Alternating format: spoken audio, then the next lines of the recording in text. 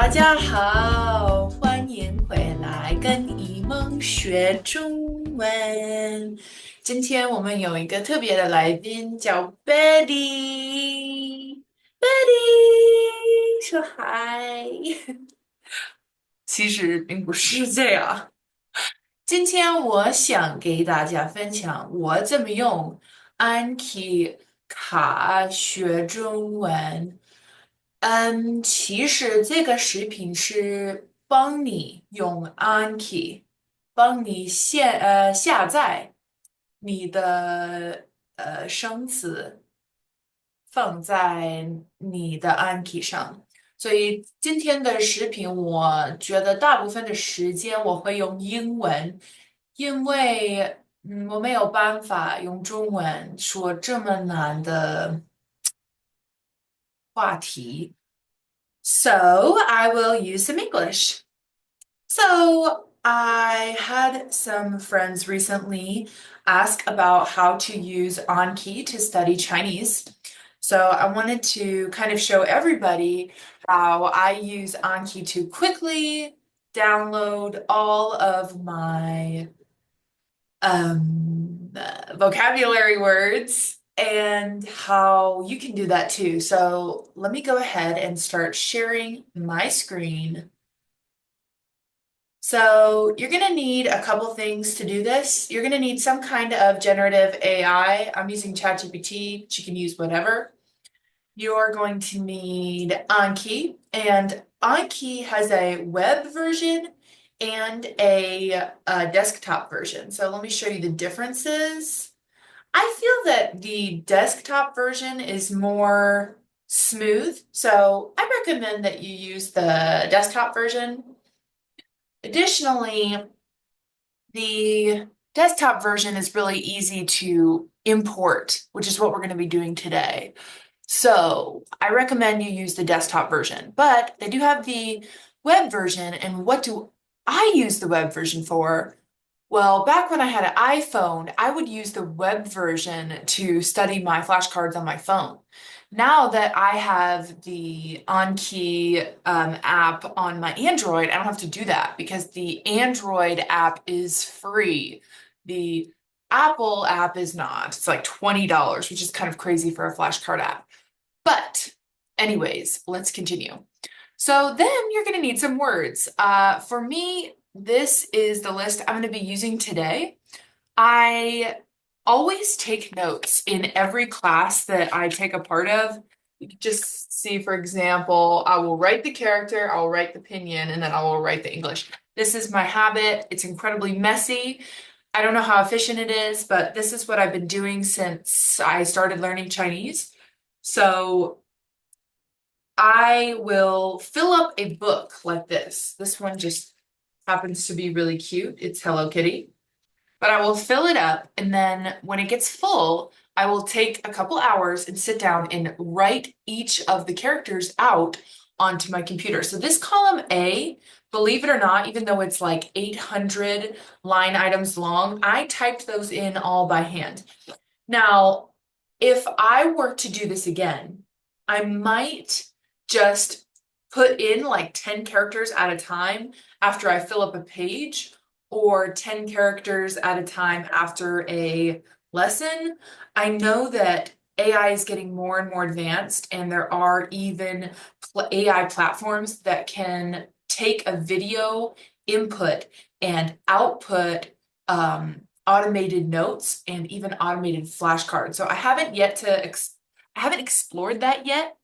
And when I do, I will be sure to share that process with everybody. But for today, we're going to do sort of a manual method, but using a little bit of AI. So over here, I've got the words. Like I said, I just use the keyboard package to type those in.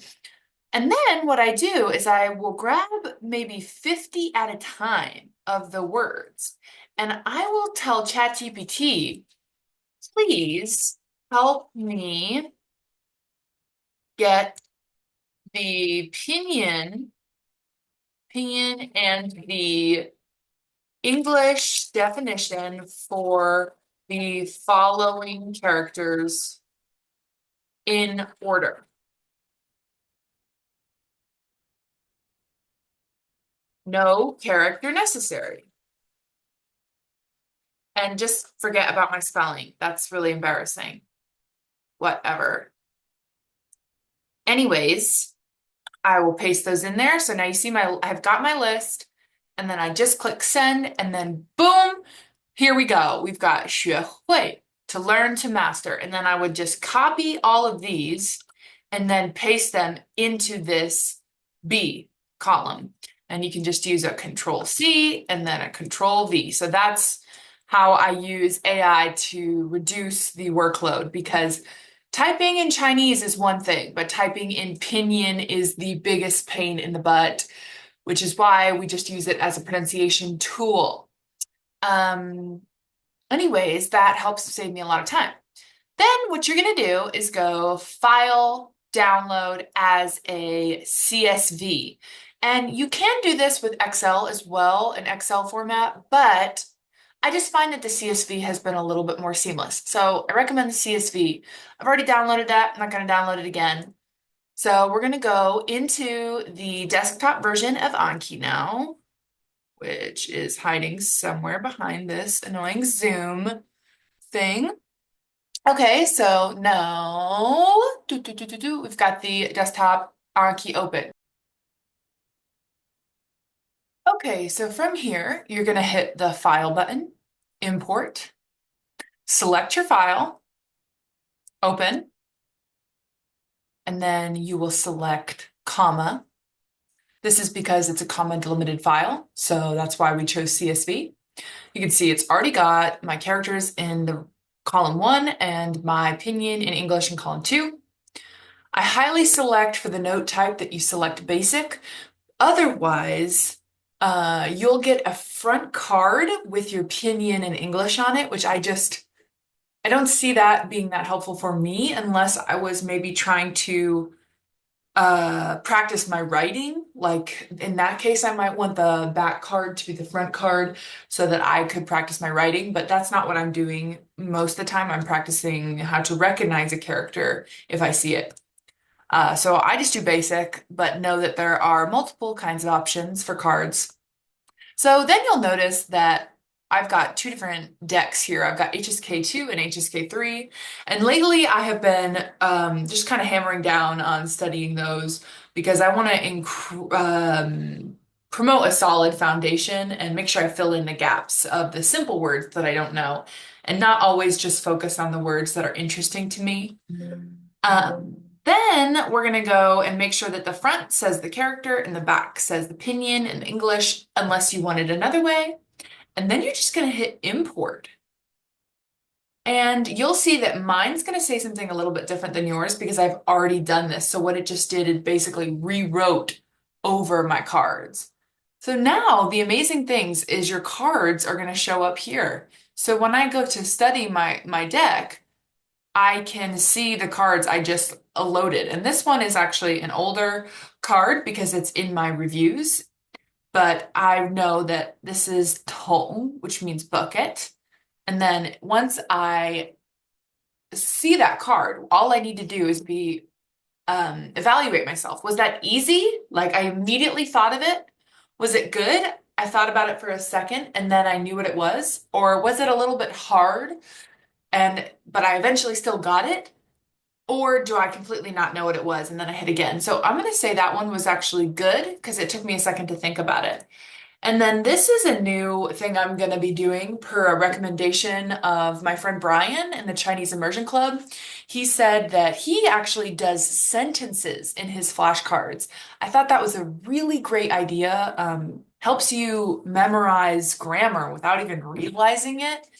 And increase your fluency. So I'm really looking forward to trying this. And I would go, okay, 告白这个词不能翻译成英文. Okay, let's see if I did that right. 告白, I think I said 告白 or something. So 告白这个词不能翻译成英文. And then I would be like, okay, yeah, this I knew what that meant. Maybe if my pronunciation was a little bit off, I actually still count that as wrong because I want to train myself to make sure I said it really correctly. So I'll hit it again and then 俱乐部. Okay, I knew that one right away. So you get the idea of how you can use this in your life. I will be sure to include the file from today's video in the description box so that if you all are interested to use my words to study, you can. However, I really recommend that you make your own. I think you'll just get the most out of it that way.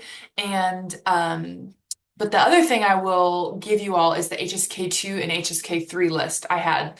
Like I said, in that way, you can promote a solid foundation of Chinese, like I'm trying to do, and fill in my gaps.